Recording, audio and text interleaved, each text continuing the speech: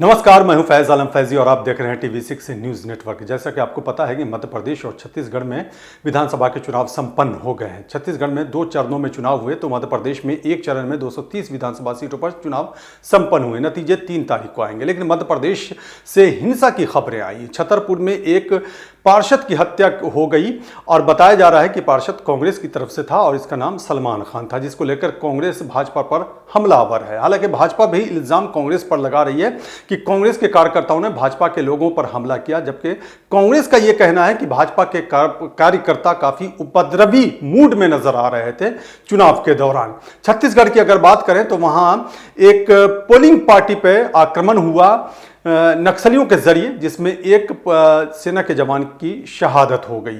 तो कुल मिलाकर के छत्तीसगढ़ में बहुत ज़्यादा हिंसा तो नहीं हुई, लेकिन मध्य प्रदेश में बहुत ज़्यादा हिंसा हुई है और जिसकी खबरें लगातार आ रही हैं। इसी सिलसिले में हम आपके सामने एक रिपोर्ट पेश करने जा रहे हैं और यह भी बताने की कोशिश करेंगे कि कितने प्रतिशत यानी कितने फीसदी मतदाताओं ने अपने मताधिकार का प्रयोग किया है। तो देखिए ये रिपोर्ट। 17 नवंबर को 2 राज्यों मध्य प्रदेश और छत्तीसगढ़ में विधानसभा के चुनाव संपन्न हो गए। मध्य प्रदेश में जहां एक चरण में वोटिंग हुई, वहीं छत्तीसगढ़ में 2 चरणों में वोट डाले गए। छत्तीसगढ़ में पहले चरण का मतदान 7 नवंबर को हुआ था, जिसमें 20 सीटों के लिए वोटिंग हुई, तो वहीं दूसरे चरण में 17 नवंबर को 70 सीटों पर वोट डाले गए। मध्य प्रदेश में 17 नवंबर को हुई वोटिंग में कई जिलों या फिर यह भी कह सकते हैं कि बूथों पर हिंसा हुई। इंदौर और मुरैना में जमकर पथराव तो महू में एक दूसरे पर तलवार भांजे गए। कई जगहों से गोलीबारी की भी खबरें सामने आई। इन घटनाओं में कई लोगों के घायल होने की भी खबर है। कांग्रेस नेता और पूर्व मुख्यमंत्री कमलनाथ ने भाजपा कार्यकर्ताओं पर उपद्रव मचाने का आरोप लगाया। साथ ही ये भी आरोप लगाया कि पुलिस ने उपद्रवियों की मदद की। दूसरी तरफ भाजपा का कहना है कि कांग्रेस के कार्यकर्ताओं ने उनके लोगों पर हमला किया। इंदौर के महू में हुई तलवारबाजी, जैसा कि ऊपर तलवारबाजी का जिक्र किया गया है, उसके संदर्भ में विस्तार से आई खबरें ये बता रही हैं कि इंदौर की महू विधानसभा क्षेत्र में बीजेपी और कांग्रेस के कार्यकर्ता आपस में भिड़ गए। भिड़े भी इस तरह की दोनों के बीच जमकर तलवारबाजी हुई। इस घटना में 4 लोगों के जख्मी होने की भी खबर है। भीड़ को तितर बितर करने के लिए पुलिस को हल्का बल प्रयोग करना पड़ा। कांग्रेस ने बीजेपी कार्यकर्ताओं पर हमला करने का आरोप लगाया है। दिमनी विधानसभा क्षेत्र में भी झड़प। केंद्रीय मंत्री और भाजपा नेता नरेंद्र सिंह तोमर के चुनाव क्षेत्र दिमनी में भी झड़प की घटनाएं सामने आई हैं। मुरैना के पुलिस अधीक्षक का कहना है कि मतदाताओं को मतदान करने से रोकने की कोशिशों को लेकर मिर्धान गांव से 2 समूहों के बीच झड़प की सूचना मिली, जिस पर तुरंत काबू पा लिया गया। छतरपुर में मुस्लिम पार्षद की हत्या। इतना ही नहीं, मध्य प्रदेश के छतरपुर में वोटिंग के दिन एक ऐसी घटना सामने आई जिसे लेकर कांग्रेस काफी आक्रामक हो गई है।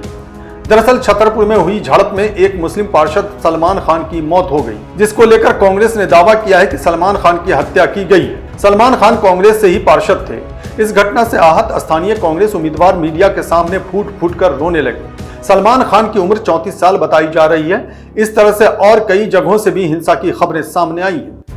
वहीं छत्तीसगढ़ से भी हिंसा की खबर सामने आई, जहां पोलिंग बूथ से लौट रहे पोलिंग पार्टी पर हुए नक्सली हमले में ITBP का एक जवान शहीद हो गया। इसके अलावा भी छिटपुट हिंसा की खबरें सामने आई।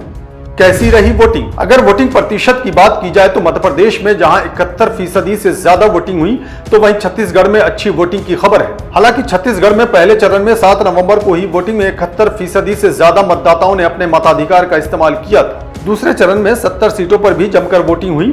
अब जबकि मध्य प्रदेश और छत्तीसगढ़ में वोटिंग हो चुकी है और उम्मीदवारों की किस्मत EVM में कैद हो चुकी है, तो ऐसे में अब इंतजार सिर्फ 3 दिसंबर का रहेगा, जब नतीजे सामने आएंगे। Bureau report TV6 news network. तो देखा आपने हमारी ये रिपोर्ट, लेकिन जाते जाते आपसे एक रिक्वेस्ट करना चाहेंगे कि आपने अगर हमारे news channel TV6 news network को सब्सक्राइब नहीं किया तो इसे सब्सक्राइब जरूर कर लें। हमारे वीडियोस को लाइक करें, शेयर करें, बेल आइकन का बटन दबाना इसलिए भी नहीं भूलें कि आपके पास नोटिफिकेशन पहुंचती रहे, और कमेंट बॉक्स में जाकर के आप कमेंट जरूर करेंगे। आपकी जो भी सकारात्मक प्रतिक्रिया होगी उसको हम फॉलो जरूर करेंगे। हमें दीजिए इजाजत। नमस्कार।